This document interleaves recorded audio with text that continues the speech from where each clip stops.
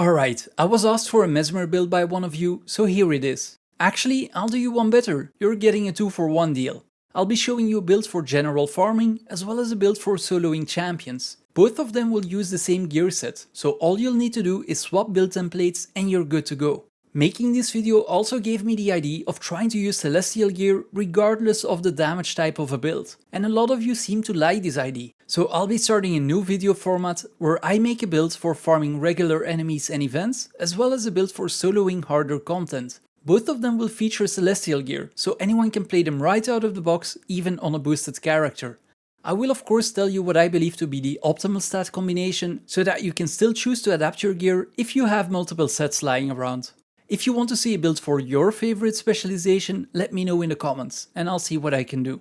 Let's get to it. Ever since Mirage was introduced, it's been one of the most potent elite specs when it comes to farming. Mesmer's greatsword already fires a long-range laser that deals more damage the further an enemy is, which in itself makes it a great tool for farming mobs and events. And Mirage's ambush mechanic basically puts the whole thing on steroids. Every time you dodge, you'll gain Mirage Cloak, and now your greatsword will fire a massive death beam at 2 enemies. Oh, and we can get our clones to do the same thing, so 1 of you and 3 of your clones times 2 beams equals a ton of damage. I'll get to how to play the build in a second, but first let's take a look at the traits. Being a greatsword build, we'll want to pick up domination. The minor traits will focus on stacking vulnerability on your enemies and let you deal more damage the more stacks of vulnerability there are. When it comes to the major traits, I choose to run Bountiful Blades, which spawns a second Berserker when you use Greatsword 4, and it lets your Greatsword 2 bounce an additional time. Empowered Illusions isn't a bad choice either, but I just prefer the former. Egotism will let us deal more strike damage to enemies with a lower health percentage than us. And Vicious Expression will let our illusions deal more damage to enemies without boons, as well as stripping 2 boons from enemies if we disable them. This can be nice if you're farming Branded or Awakened in Living World Season 4, simply knock them back with your Greatsword 5 and both their boons and health will disappear. Our second trait line of choice will be Dueling. The minor traits give you some buffs, although we're covering most of them with the Jadebot protocols already. It'll also let you stack bleed on your enemies when your illusions land a critical hit. As for the major traits, you'll want Phantasmal Fury so that your phantasms spawn with Fury, which will increase their crit chance by 25%. Evasive Mirror, which will let you reflect projectiles for 2 seconds when you're evading, which you'll be doing a lot, trust me. And Deceptive Evasion, which will spawn a clone every time you dodge. We could do some cool things by taking illusions instead of dueling, but most of our enemies will die before we get to shatter our clones, so I prefer this setup. Finally, we have our Mirage trait line. I already described Mirage Cloak in the intro, which is our spec's unique mechanic. Basically, all you want to be doing is dodging constantly. Every time we dodge, we get access to an ambush attack, which will transform our weapon's 1 skill into a giant death beam. For the major traits, you want to pick up Renewing Oasis for some extra regen, but more importantly to reduce the duration of certain conditions inflicted on us. Mirage Mantle will improve our ambush skills, making our death laser deal 25% more damage. And finally, Infinite Horizon will grant our clones Mirage Cloak every time we get one, making them do the ambush attacks as well. All the footage you are seeing here is me playing with Celestial gear with Rune of the Adventurer. I chose the rune so we can double dip both damage types for the next build as well. I choose to roll with 2 greatswords, both of them with sigils of energy and stamina. The first sigil will refill our endurance every time we weapon swap, and the second sigil will refill our endurance every time we kill an enemy. This will basically give us near infinite dodges, which means near infinite ambush attacks. If you only want to run with a single greatsword, so that you can equip another weapon in the second set, replace the energy sigil with a sigil of fire. My relic of choice is the Warrior, which will reduce our weapon swap cooldown by 25%. Again, if you're not running 2 greatswords, you'll want to change this with either a Relic of Speed or Evasion if you're not using the Jadebot protocols.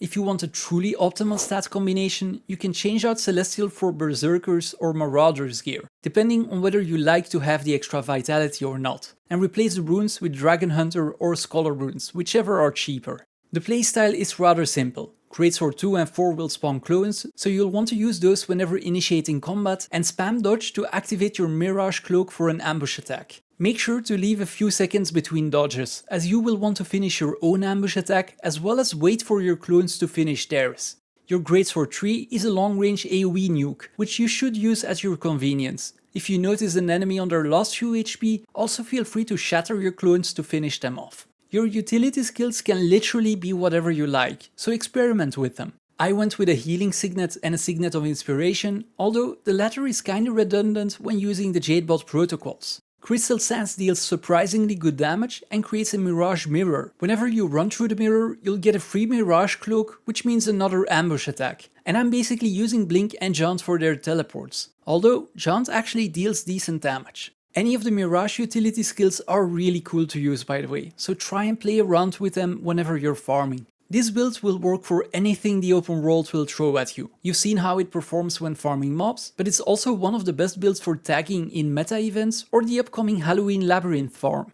If you want to solo difficult enemies such as champions or even legendary bounties, we'll want to change our build slightly. We'll keep the dueling trait line, but we're gonna change our first major trait to Desperate Decoy for those particularly tough moments. And instead of the domination trait line, we'll be going with Chaos instead. Chaos's minor traits will increase your damage, concentration and expertise as long as you have regeneration. As for the major traits, we'll pick up Illusionary Defense, which will reduce the damage we take whenever we're summoning an illusion. Chaotic Transference will let us have near infinite protection. But if you're running the Jadebot protocols and you notice protection overcapping, you're free to change this to Chaotic Potence for a damage boost instead. And Bountiful Disillusionment for some on-demand stability whenever we use a Shatter skill. As for the Mirage trait line, everything basically stays the same. Same goes for the gear, by the way. Everything you're seeing here is with the same celestial setup I described earlier, and hopefully now the runes of the adventurer will make a little more sense.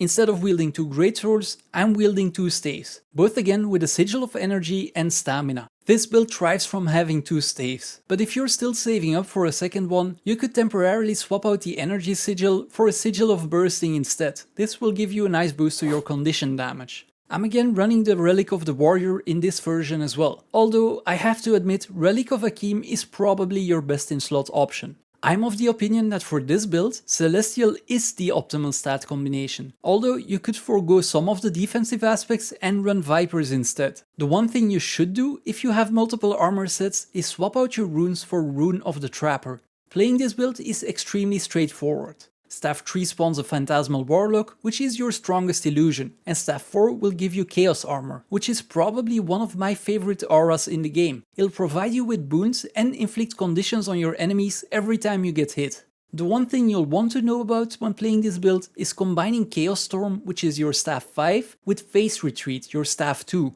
Phase Retreat will teleport you away from your target and summon a clone. And it's also a leap finisher, so if you use your Staff 2 inside your Chaos Storm, you'll get another few seconds of Chaos Aura. The utility skills are once again up to your personal preference, although the setup shown here works in any given situation. Your Heal, False Oasis and Crystal Sands will both spawn a Mirage Mirror, which means even more ambush attacks. And your signets are there for the improved condition damage and expertise. Signet of Midnight is actually a great emergency button as it'll grant you a few seconds of stealth, and Signet of Domination deals some great breakbar damage, so don't hesitate to use them on tough enemies. I'll post a link for both builds in the pinned comment with the celestial gear I just mentioned, as that's basically the whole idea of this video. If you have any comments or questions, feel free to ask them down below, and please hit those like and subscribe buttons, especially if you want to see more of these builds.